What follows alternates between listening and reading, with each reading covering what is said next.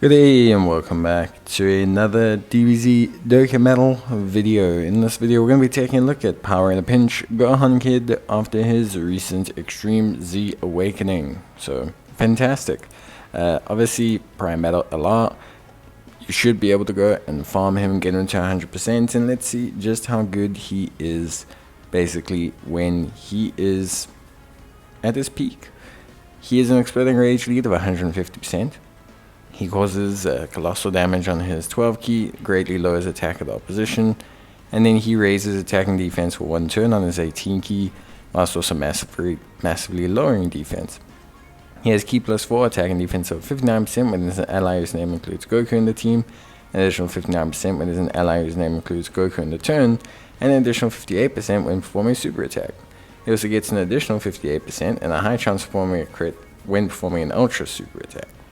And then he gets key plus 12 when HP is 58% or less. He will also perform a guaranteed critical hit if HP is 58% or less, and he will get 58% attack and defense and 58% damage reduction once only when HP is 58% or less. Now, how it works, Gohan's starter turn defense may not look super crazy. Gohan's starter turn defense, we're looking at around 170 to 180k give or take.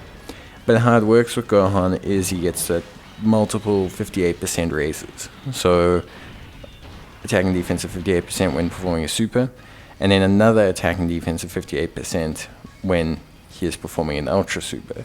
And what that does is it essentially pushes his defense well beyond the 400 to 450k bracket, and then he also gets his raise of attacking defense on super, which also pushes his defense to around closer to the 500k, if not over the 500k bracket, depending on if you have All in the Family active and if you have support on the rotation.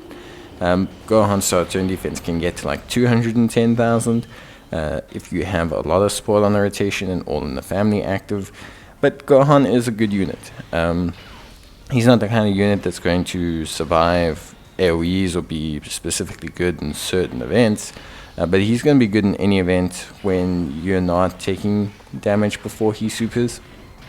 He's really solid. Raw defense is pretty good. Damage is pretty good as well.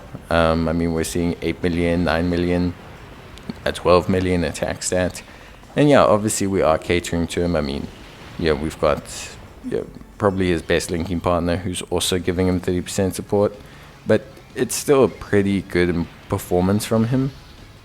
One thing that I do kind of feel, I don't think they had to make it once only for the 58% damage reduction. I feel like if you're below 58% health, him being able to just have 58% damage reduction is probably the one thing I think that they could have just left. Or when I say left, they could have given him with his easy A. Because you're going to spend a lot of times at lower health thresholds.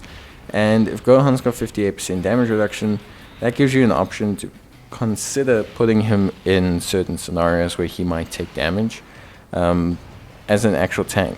Like with 58% damage reduction, 500k defense, he should be able to handle a lot of content. So I think for me that's the one missed opportunity. I think Gohan definitely could have been swung with that 58% damage reduction regardless. The crits, I do understand being permanent, it's kind of a thing. It makes him a little bit difficult to build because, so firstly I will say I don't think additionals are that big a deal. For an additional to benefit him crazily, he would have to be at 58% health or less, getting crits, then get additionals, those additionals would then crit. It's not impossible, and he does lower attack, which is going to be useful in a lot of events. But I don't know if additional is the way to go. Crit, also, conversely, not necessarily something you kind of want, because crits will only really apply when you're above 58% in health. So he's a bit of a weird one to build. You could probably just split additional and crit if you really want to, or you could throw in a bit of evasion if you want to. I feel like that's probably okay. I guess ultimately additional is probably for the best, but he doesn't raise attacking defense on his 12 key. So although you're going to now get additionals, It's more to kind of just proc additional damage if you do fall below the 58% health threshold. And it's the same with crits. It's only really to cover the period where you're above 58% health, more so than to do anything else. So I think he is a little bit wonky because of all the HP thresholds that he has. And yeah, I mean, obviously you can still give him a good build. I think a little bit of evasion won't go wrong on this guy either. Giving him 5 or 6 evasion, or even evasion from the equip system, because like I said, without the damage reduction, his raw defense is good after super, but beforehand it's not great. So if you're wanting him to operate in teams where he's going to take a bit of damage before, a little bit of evasion will kind of help him out. Now, Link skill wise, we're looking at All in the Family, the Innocence, Same Warrior Race, Sand Lineage, Infighter, Sharing the Limit, Legendary Power. Obviously, All in the Family, Same Warrior Race, Sand Lineage, these are kind of like your premier links. These are kind of like your main focal points. All in the Family is your big defensive link, Sand Warrior Race is a nice attack link, and Sand Lineage is probably your most common key link outside of Sharing the Limit, which is a bit restricted to kind of free-to-play units. Legendary Power, of course, you can activate with any legendary unit. The Innocence is not too bad to activate. You need like another Kid Gohan.